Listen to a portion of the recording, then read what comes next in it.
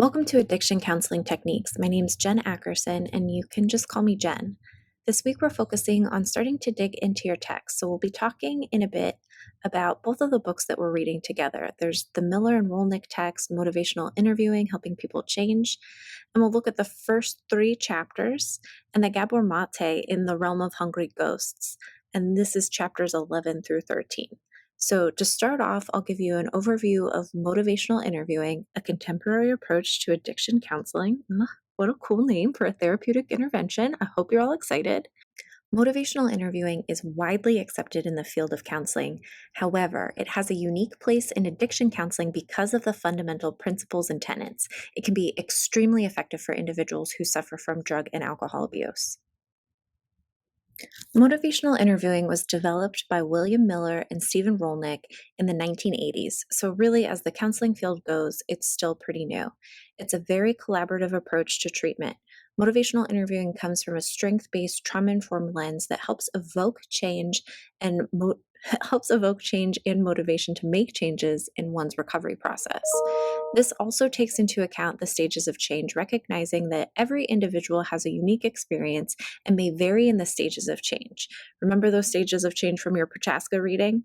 There's a video linked underneath this one to give you a refresher, just in case it's still feeling a little jumbled in your minds. Anyway, people vary in the ways that they move through the stages of change. It doesn't necessarily have to be linear, and it'll ebb and flow through pre-contemplation, contemplation, preparation, action, and or maintenance stages of change. Which each level of change, we're assessing where an individual is and helping them find a strength-based perspective to allow them to move forward and overcome aspects of ambivalence. Ambivalence is very much seen as a normal part of change. And this is a concept where a person might feel stuck between a rock and a hard place. It's often a result of conflicting values, beliefs, and attitudes. Recognizing that with motivational interviewing, ambivalence can be a part of the solution to the problem. There's a commitment to make changes when ambivalence exists. And without ambivalence, people would not recognize some of the conflicts that are going to result in potential change-making scenarios. Motivational interviewing focuses on the client. It's rooted in person-centered counseling. We recognize that we do not always have to agree with what the person brings to the counseling session or what might have occurred in their experience. However, unconditional positive regard is extremely important. The therapist is not the expert in the room. The client is the expert of their own experience, and they have the skills and coping strategies within them that we can tap into help them to motivate themselves to change. As we consider motivational interviewing techniques, this has a lot to do with your style of counseling. Who are you as a counselor? What type of communication and language do you use in your sessions? Are you more of a direct counselor? Are you more of a laissez-faire counselor? What type of style leads your communication? If you're more direct, you are leading, steering, and determining and or governing the session. You might be direct if you're taking more of a hands-on approach. And the key here is that we want to be intentional in our decisions about how we communicate with clients. We don't want to just take on a direct approach or any other approach just because it's easy for us. We need to have an intentional reason as to why that approach will benefit that client. You just must be mindful of your intention versus the client's intention. We recognize that at times we may need to adapt our style to be more or less directive based on the client's unique presenting needs. A guiding style is very collaborative. We're working together. This is part of a journey that we're on together, and we're collaborating with the individual to help motivate and elicit change. Recognizing again that the skills are already within the person's experience, we might just be evoking and eliciting those skills to motivate and guide recovery process next steps. I always like to think about this one sort of as waking up a person's inherent skills. They're already in there. Sometimes they're just sleeping. And you have to kind of be that ball of sunshine that says, wake up, time to start your day. It's going to be great. Let's go. A following style may be more laissez-faire in the counselor's doing more listening and exploring values. Attending to the individual and observing for congruence or incongruence. Is what they're saying and doing matching? What about their mood and their affect? Is it congruent or incongruent?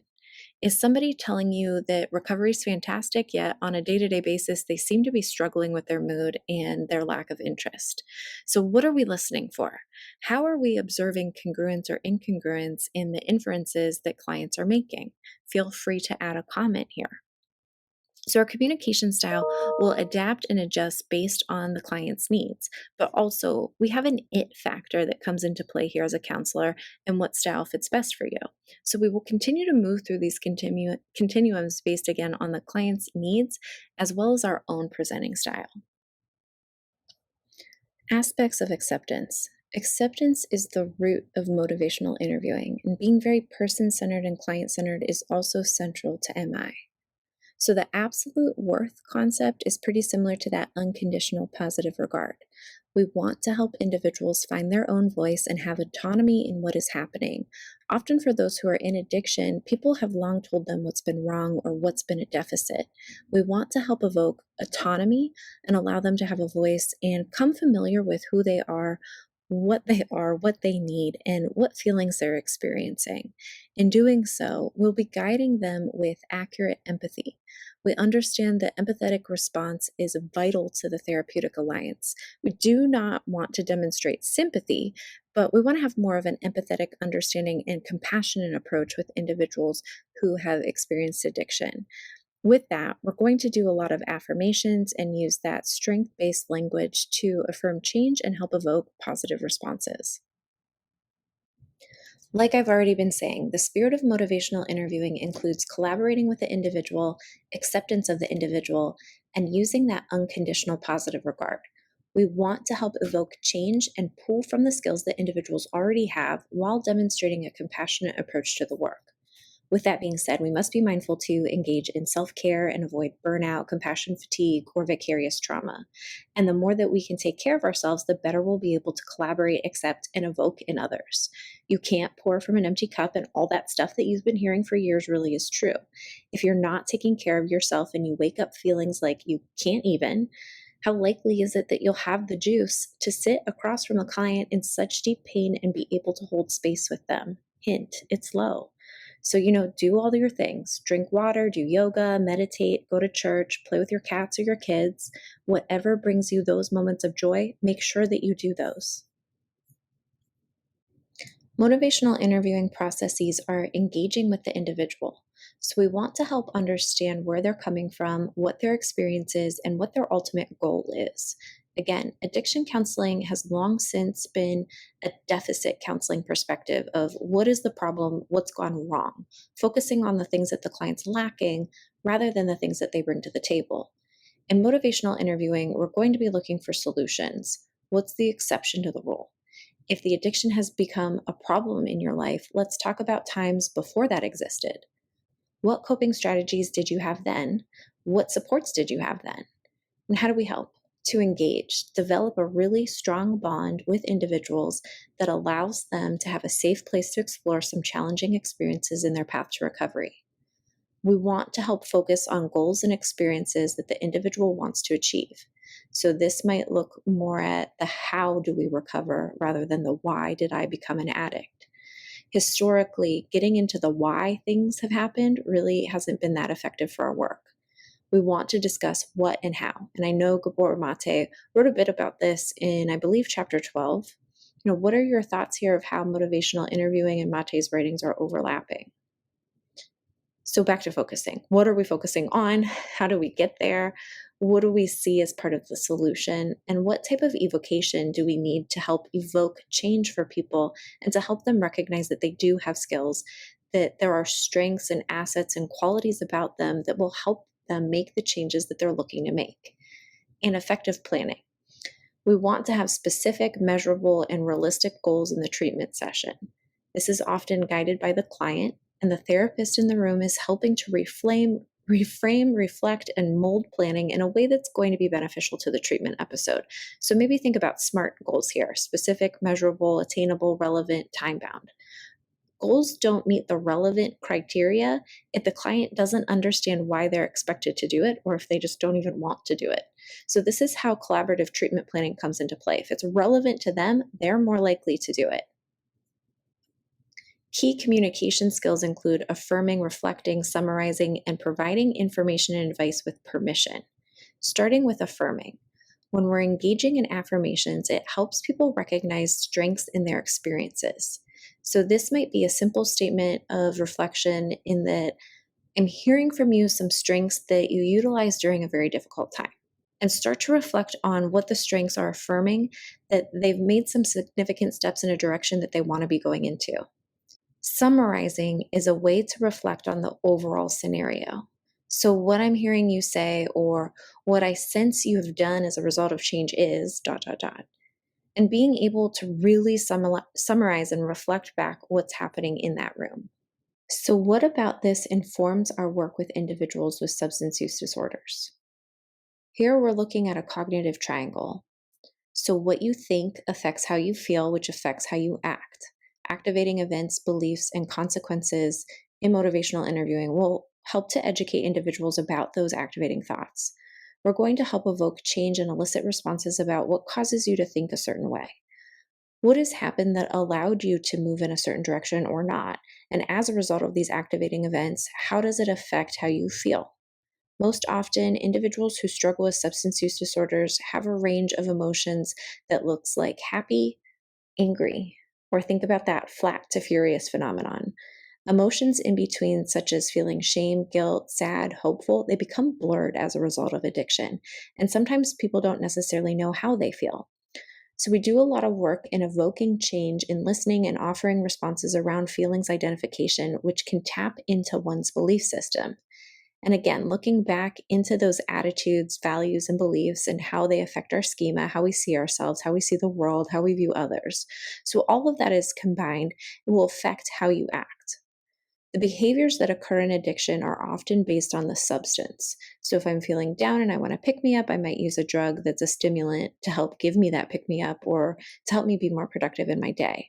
If I was feeling really manic, I might use a drug that's going to bring me down and allow me to feel more calm and relaxed, potentially sleep, and allow my behaviors to change that way. So, when we look at the clouded view of an addicted person's mind, the thoughts might become distorted. How they feel might become distorted, and how they act can result in a lot of negative consequences as a result of their addiction. So, with motivational interviewing, we're going to help break some of this apart, gain deeper understanding to what causes you to think this way. Is this fact? How do you know? Are there exceptions to this rule? And we're going to be working on feeling identification that if somebody tells me all they want to do is to be happy, well, what does happiness look like to you and how can we help you get there? Has there been a time when you have felt happy? How did you act? What were you thinking then? And really help to pull all those pieces together. This is the crux of addiction counseling because we're doing a lot of work here and being able to recognize thoughts, feelings, and behaviors, but make adjustments that allow for effective new thinking and behavioral modification with larger ranges of emotions and increasing ability to cope with emotions that clients experience without the use of mind altering chemicals. The spirit of motivational interviewing is not just techniques, but a way of being with people. This acceptance, this idea of asking for permission, being collaborative and engaging, developing a strong rapport, and that therapeutic alliance is significant to our work.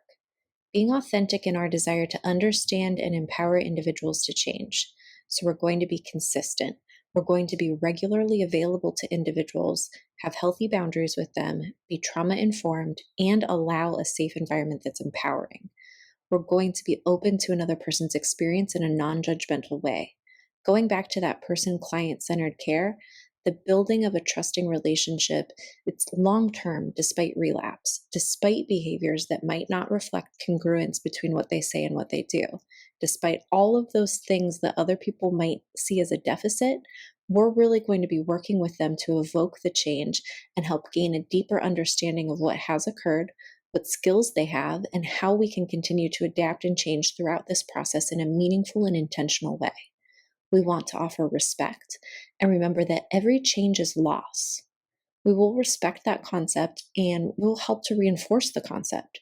So, letting go of the addiction and working toward a recovery process is a significant period of loss. And we know that with grief and loss, everybody's process is going to be different.